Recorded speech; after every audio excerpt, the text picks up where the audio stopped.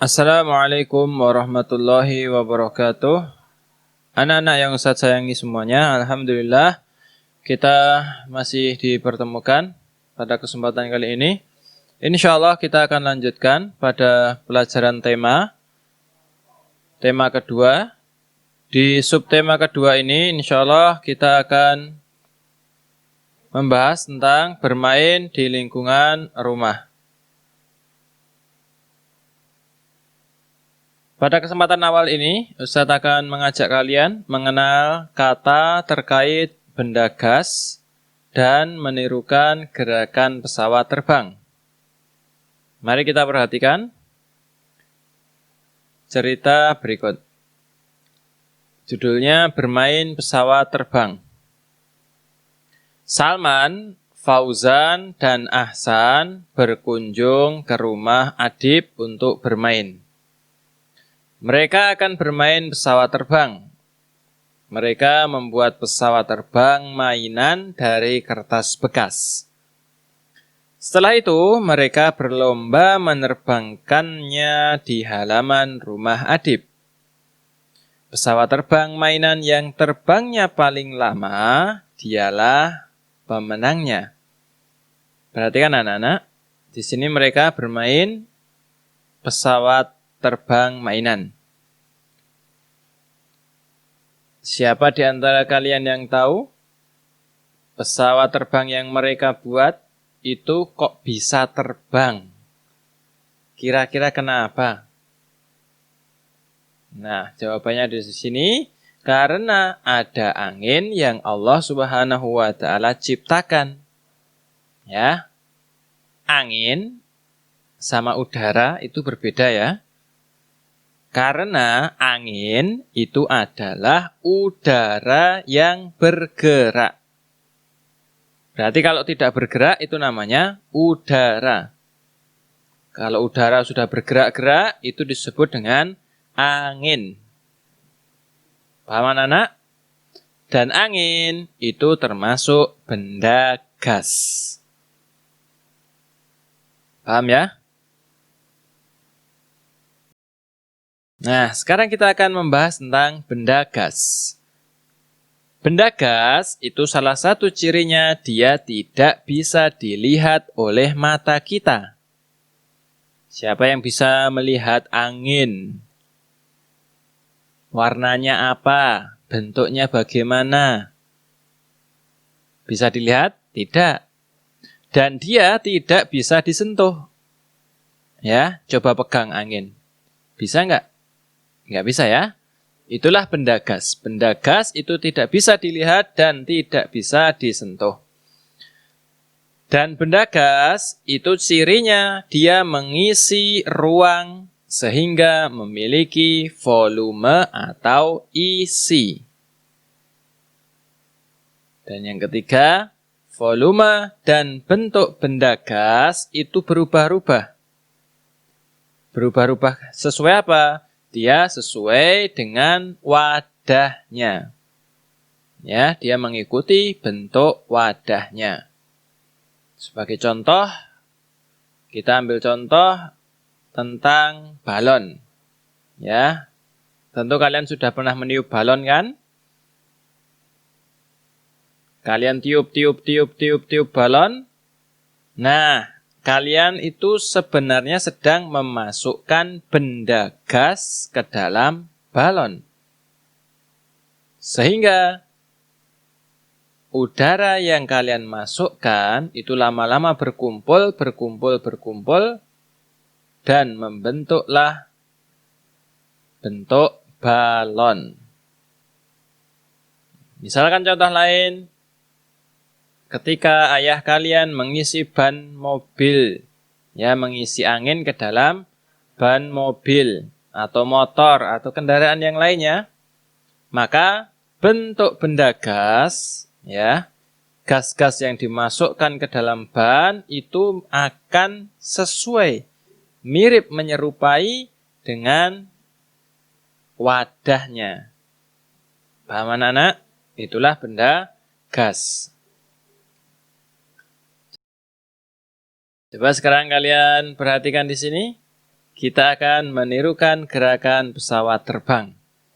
Setelah tadi Ahsan dan teman-temannya bermain pesawat-pesawatan, sekarang giliran mereka menjadi pesawat, ya. Perhatikan di sini cara melakukan gerakan pesawat terbang. Yang pertama, berdiri tegak. Kemudian rentangkan kedua tangan. Ketiga, angkat kaki ke belakang. Angkat salah satu saja ya. Jangan dua-duanya, nggak bisa. Dan yang keempat, condongkan badan kalian ke depan. Kelima, kepala mengarah ke depan. Tahan sampai hitungan 2 kali 8. Selesai. Kemudian kembali ke posisi awal. Lebih jelasnya perhatikan gambar berikut. Nih. Berdiri tegak. Berdiri tegak, rentangkan kedua tangan. Kaki satu diangkat ke belakang. Badan diturunkan. Kepala menghadap ke depan. Tahan 8 hitungan. Paham anak-anak? Barakallahu fikum. Selanjutnya tentang matematika. Kita akan lebih mengenal lagi perkalian. Perhatikan di sini. Di sini ada tabel perkalian. Ya, ini tabel untuk mempermudah kalian. Lihat di sini ada angka 1, 2, 3, 4, 5, 6 sampai 10. Ini juga 1, 2, 3 sampai 10. Nah, kemarin Ustadz sudah jelaskan bahwasanya untuk perkalian itu sama saja dengan penjumlahan berulang. Ya. Perkalian itu adalah penjumlahan berulang. Namun adik-adik, jika kalian hafal tabel ini, maka kalian tidak perlu lagi menghitung. Karena jika sudah hafal, ini langsung saja Ustadz ajari cara memakai tabel ini. Perhatikan. Di sini, yang atas, ini kita umpamakan dia adalah angka pertama dari perkalian. Yang di sini adalah angka kedua dari perkalian. Misalkan kalian ingin berapa? Misalkan 2 kali 4 ya. 2 kali 4.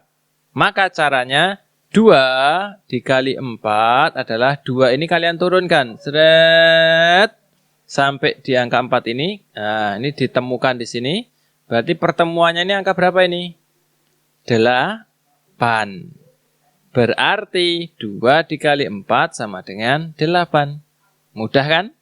Contoh lain, misalkan 5 dikali 6, misalkan 5 di sini, 6 di sini. Coba kita ambil garis lurus, seret, luruskan ke 5. Atau dari sini, seret, luruskan ke 6. Hasilnya adalah 30. Mudah kan adik-adik? Alhamdulillah.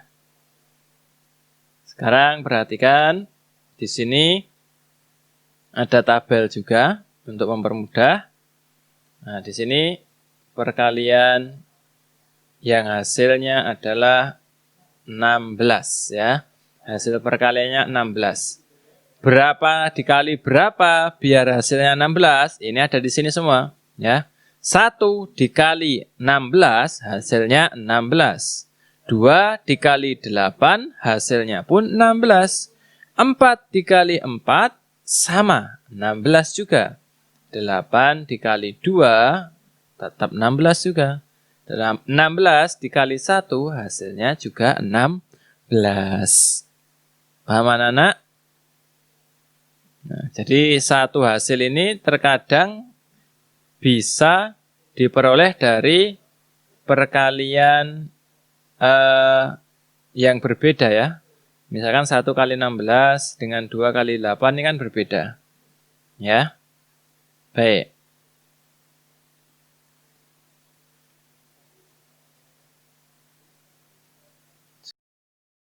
Sekarang kita menyelesaikan hasil perkalian. Perhatikan di sini.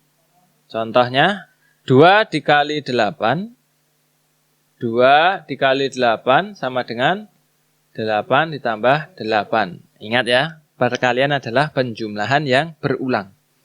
Nah, hasilnya berapa anak-anak? 16. Contoh lain, misalkan 4 dikali 4. Itu sama saja dengan 4 ditambah 4 ditambah 4 ditambah 4. Hasilnya berapa?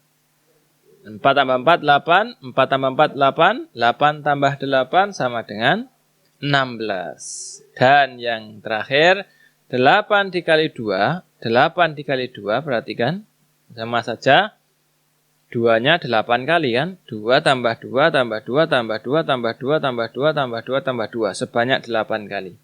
Hasilnya 2 tambah 2, 4. 2 tambah 2, 4. 2 tambah 2, 4. 2 tambah 2, 4. Terus 4 tambah 4, 8. 4 tambah 4, 8. Sama dengan 16. Paham anak-anak? Nah, kalian ingat-ingat. Untuk proses perkalian, ya, karena kita baru belajar, ini kita coba gunakan penjumlahan berulang. Ya, biar tidak keliru. Kecuali kalau kalian memang sudah betul-betul hafal perkalian. Ya. Nah,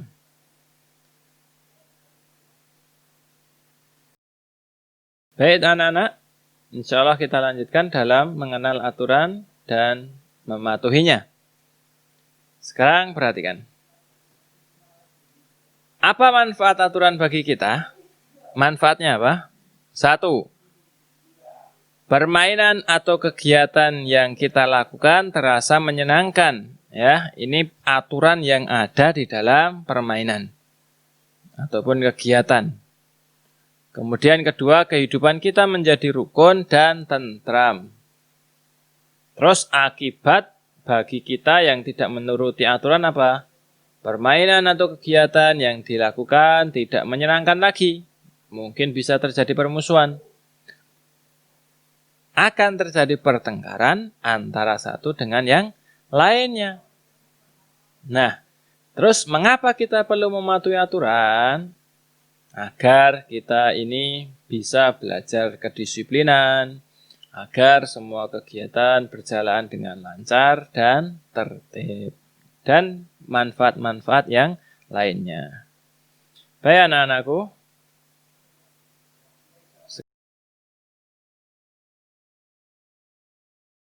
sekian yang bisa saya sampaikan. Jazakumullahu khairan katsiran.